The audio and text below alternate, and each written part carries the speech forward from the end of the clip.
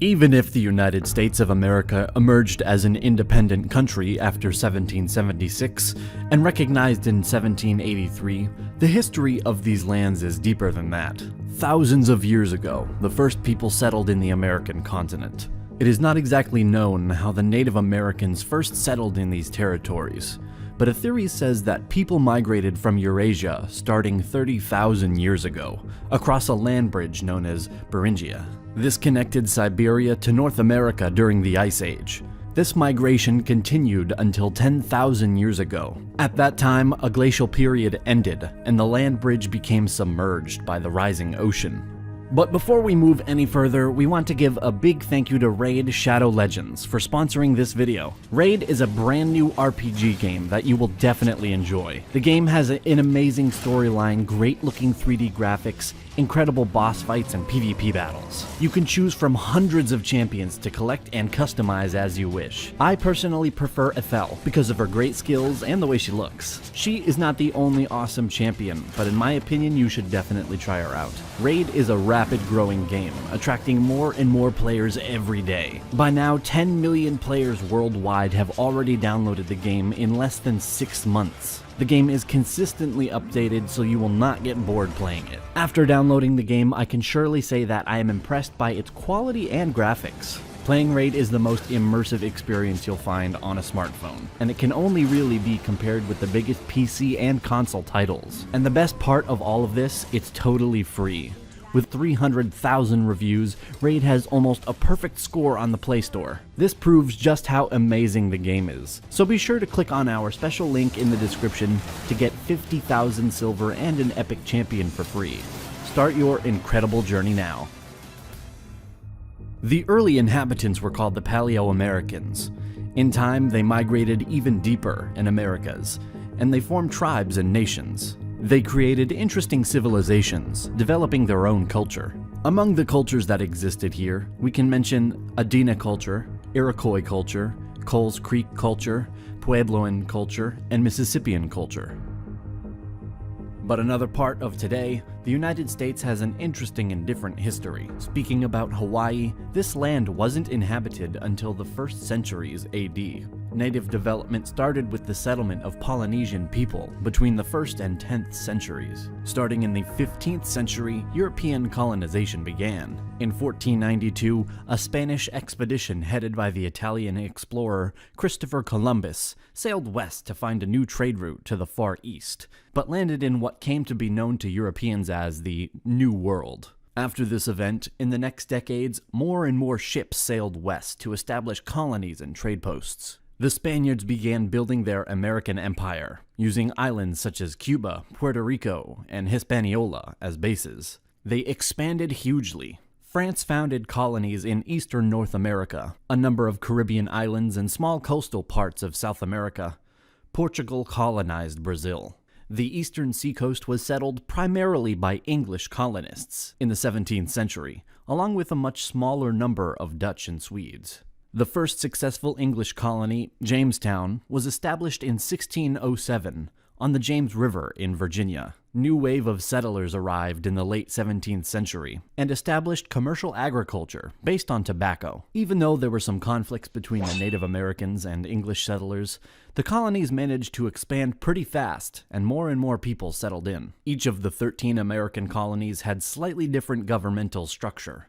In fact, a colony was ruled by a governor appointed from London. This governor controlled the administration and relied upon a locally elected legislature to vote taxes and make laws. By the 18th century, the American colonies were growing very rapidly, and as a result of low death rates, along with ample supplies of land and food, this attracted a heavy flow of immigrants. The tobacco and rice plantations imported African slaves for labor from the British colonies in the West Indies, and by the 1770s, African slaves comprised a fifth of the American population.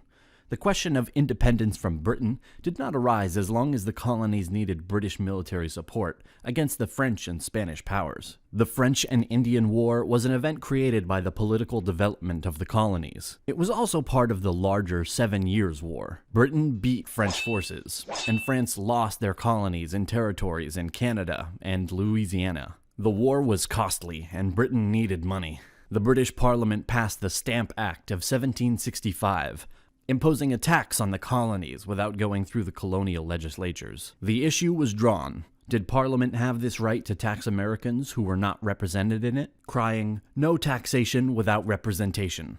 The colonists refused to pay the taxes, as tensions escalated in the late 1760s and early 1770s. The Boston Tea Party in 1773 was marked as the start of the Revolution. It happened in the town of Boston to protest against the new tax on tea. Parliament quickly responded the next year with the Coercive Acts, stripping Massachusetts of its historic right of self-government and putting it under army rule, which sparked outrage and resistance in all 13 colonies. Leaders from all 13 colonies gathered and created the First Continental Congress to coordinate their resistance. The Congress called for a boycott of British trade, published a list of rights and grievances, and petitioned the king for redress of those grievances. It wasn't about independence at that point, but this appeal had no effect, and so the Second Continental Congress was created in 1775. In order to organize the defense of the colonies against the British Army. The 13 colonies began a rebellion against British rule in 1775, and proclaimed their independence in 1776 as the United States of America. In the American Revolutionary War, 1775 to 1783, the Americans captured the British invasion army at Saratoga in 1777, secured the Northeast, and encouraged the French to make a military alliance with the United States. France brought in Spain and the Netherlands, thus balancing the military and naval forces on each side, as Britain had no allies. General George Washington was an excellent organizer and administrator, who worked successfully with Congress and the state governors, selecting and mentoring his senior officers, supporting and training his troops, and maintaining an idealistic Republican army. The American Revolution was a success, and at the Peace of Paris of 1783, their independence was recognized. And even so, the former colonies gained more than expected. The expansion to the west started, incorporating the Amerindian lands, west of the Appalachian Mountains. A deal was made by the United States President, Thomas Jefferson, in 1803.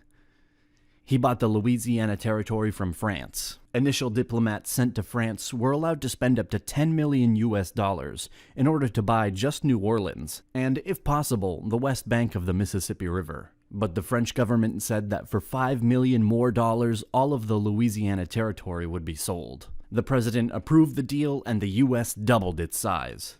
In the middle of the 19th century, some cessions were happening, and Texas in joining the Union in 1845, and after the war against Mexican Empire, the United States will take important lands and expand even further. In 1861, after Abraham Lincoln was elected, some states from the South, the Confederation, attacked the rest. The South Revolt was happening due to controversy over the enslavement of black people. In 1860, the United States was led by Abraham Lincoln, supporting banning slavery in all territories. War broke out in April 1861, when secessionist forces attacked Fort Sumter in South Carolina. After 4 years of war, the Union achieved its victory, and the Confederates were defeated. National unity was slowly restored. The national government expanded its power. The 19th century was a period of economic expansion. More and more industries were created, and also the accent was put on infrastructure. In 1898, the American-Spanish War is happening. Americans are winning in short term some battles, and at the Treaty of Paris, U.S. is getting the Philippines, Puerto Rico, and Guam. At the beginning of the 20th century, World War I started. Even though the U.S. was neutral due to German attacks on the American ships, and due to their intentions to make Mexico join against the U.S., the Americans joined the Allies. After this event, the economy was growing and all was good, until the Great Depression, which started in 1929. This event shook the world and created a base on which the Second World War will start. United States joined the Allies after being attacked at Pearl Harbor on December 7th, 1941, by the Japanese Empire. Americans fought a distant war in Europe, Pacific, and they provided supplies to the Soviets, armored cars, motorized equipment, food, etc. Winning battle by battle in the Pacific, getting closer to the Japanese mainland, and after D-Day in Europe in 1944, the Americans managed to have a great impact and to help a lot on the Allied side. The war ended in 1945. Germany capitulated in May, and Japan in September after the 2 nuclear bombs dropped at Hiroshima and Nagasaki. The United States and Soviet Union emerged as rival superpowers in the aftermath of World War II. This was a period known as the Cold War. The two countries confronted each other indirectly in the arms race, proxy wars across the world, including the Korean and Vietnam Wars, and propaganda campaigns. The purpose of this was to stop the spread of communism. In the 1960s, waves of civil rights movements started, rights of voting and freedom of movement to African Americans and other racial minorities. The Cold War ended with the collapse of the Soviet Union. After, the United States has been focusing on modern conflicts in the Middle East. The beginning of the 21st century saw the September 11th attacks carried out by Al-Qaeda in 2001, which was later followed by the wars in Iraq and Afghanistan. In 2008, the United States had its worst economic crisis since the Great Depression. A big thank you again to our sponsor. Don't forget to check them out by accessing the link down in the description. And also a big thank you to our awesome supporters on Patreon. Be sure to subscribe to our channel and press the bell button to learn more about our incredible history. Thanks for watching, and see you in the next episode.